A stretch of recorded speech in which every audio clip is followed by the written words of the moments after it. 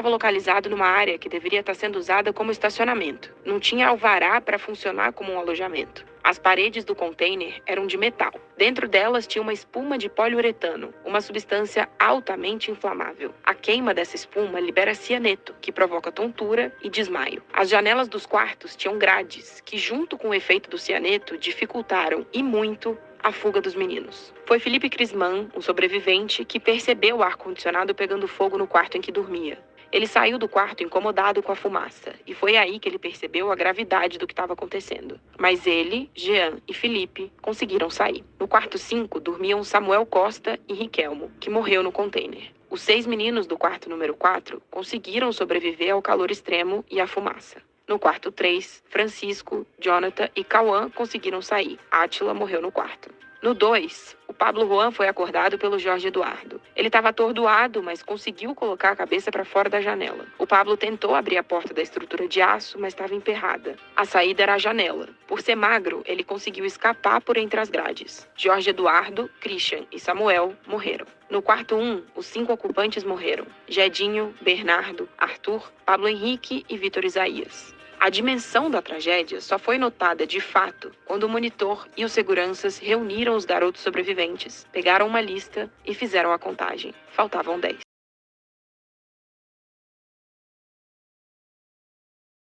Olá, gente. Hoje eu irei falar sobre todo o caso envolvendo o incêndio no Ninho do Urubu.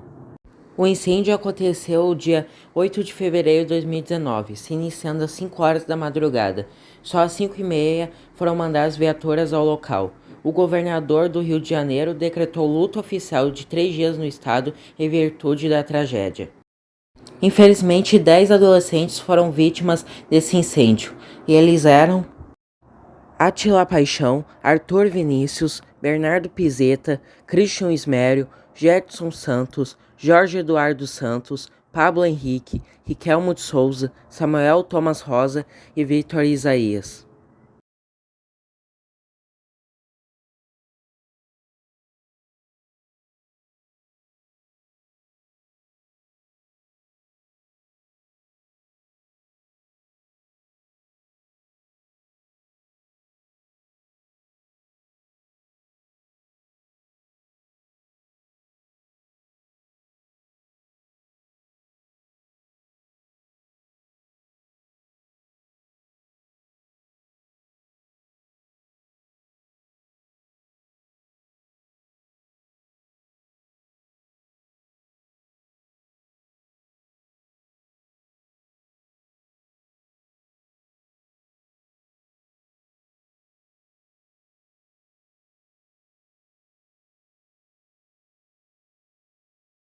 Mas felizmente nós tivemos sobreviventes a esse incêndio terrível.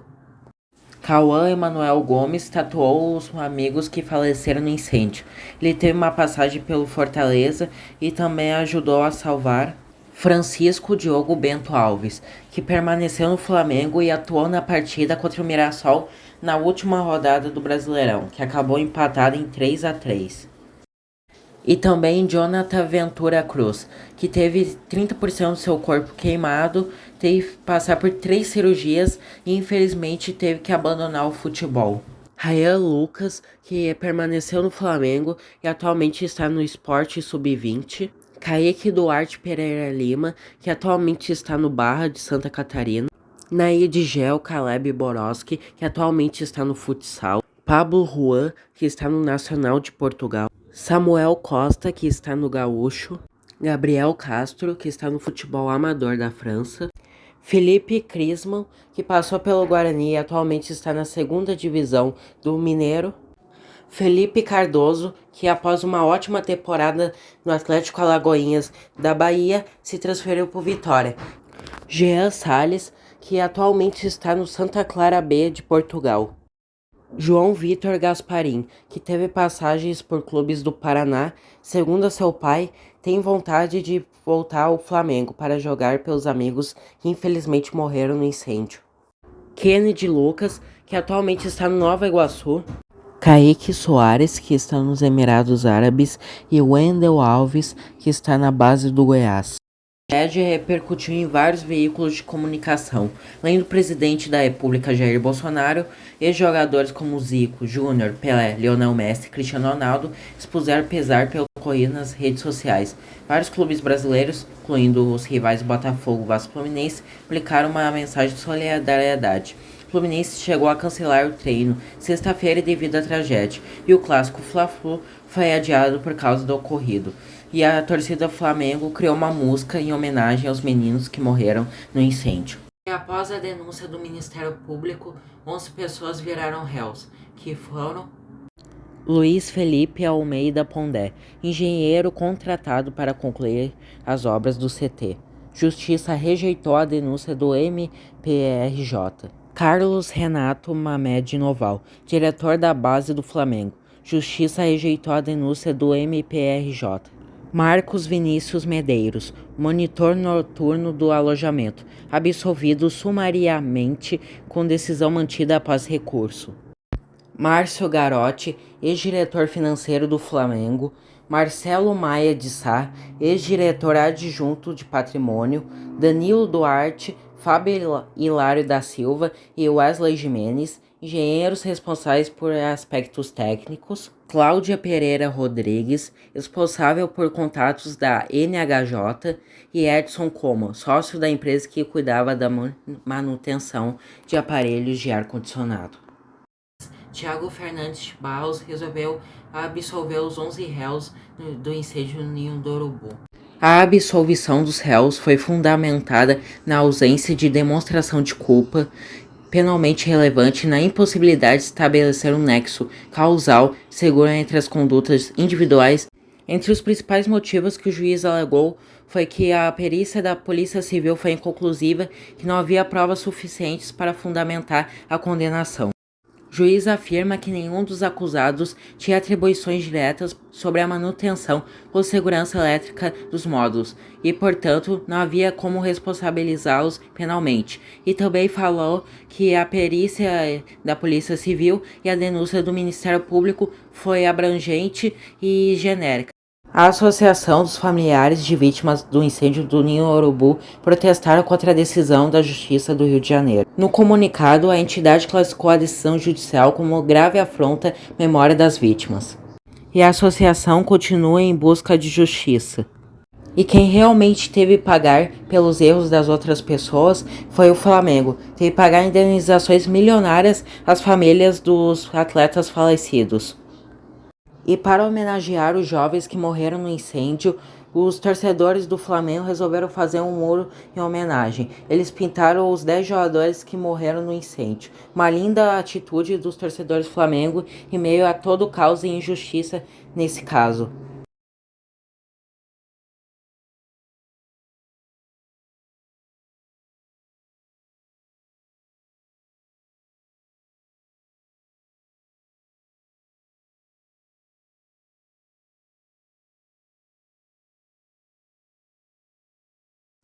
E agora no final do vídeo eu quero fazer uma parte sem roteiro para falar o que eu achei de todo esse caso. Primeiramente, eu sei que o absolvimento, ou sei lá que palavra seja, dos 7 réus que faltavam, já acontece há um tempo, mas como é um caso mais delicado, precisa de muito preparo para fazer esse tipo de vídeo, por isso que pode ter havido uma demora para eu conseguir terminar ele.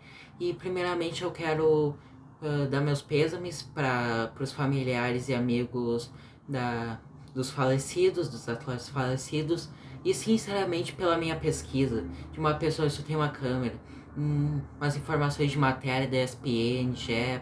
Globo, isso aí caramba, eu acho que todos os 11 réus são culpados. Que olha só, um dos problemas por causa de ter tudo isso acontecido foi por causa da má administração, tanto do Eduardo Bandeira de Mello, que foi absolvido só simplesmente por ser velho, que, resumindo, ele foi absolvido por ser velho, eu tiro todas as palavras bonitinhas, etc. E daí, toda a parte da administração e tal, dos containers, colocar aquele treco e tal, mais manutenção dos ar-condicionado, tudo da administração tem que ser preso. Daí, Mas o guarda noturno, que foi totalmente irresponsável, foi um dos caras mais irresponsáveis aí, tinha que ter sido preso. Pra mim é um dos principais aí, além do Eduardo Bandeira de Mello. Teve a ideia lá do treco lá altamente inflamável nos containers. E também, quem instalou o ar-condicionado tem que ser. Eu fiquei meio em dúvida na hora, mas pesquisando, parece que deu um curto-circuito, algo assim, por causa de mal manutenção dos ar-condicionado, mau instalamento dos ar-condicionado. Então, para mim, todos deveriam ser presos. Mas isso é claramente a minha opinião. O que eu falo não vai alterar em nada. Por enquanto ninguém recorreu na justiça, nem sei se pode, mas tem que recorrer. Que deu pra ver que pelo menos tem que ter um culpado, deu pra ver isso bem. Várias pessoas foram responsáveis e 10 garotos acabaram perdendo a vida por causa de responsabilidade de outras pessoas.